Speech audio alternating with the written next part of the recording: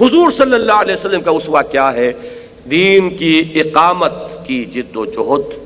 اس میں ہر ممکن محنت، مشقت، ایثار، قربانی۔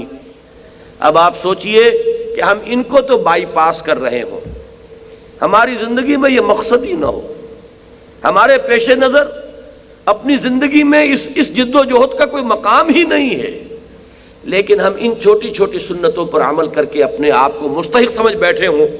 100 شہیدوں کے ثواب کا، تو اس سے بڑی کوئی سیلف ڈسیپشن، اس سے بڑا خود فریبی کا کوئی معاملہ اور نہیں۔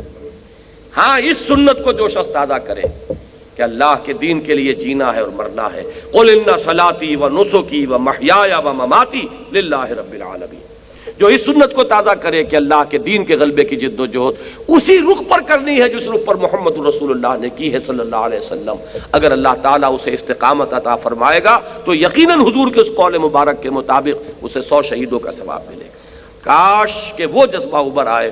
کہ پہلے ہمیں اپنی انفرادی زندگیوں میں اسلام کو نافذ کرنا ہے، صرف قول سے اسلام کی دعوت نہیں دینی، اپنے عمل سے اسلام کی دعوت دینی ہے، اور پھر مل جل کر ایک طاقت بننا ہے، قوت بننا ہے۔ ید اللہ علی الجماعہ،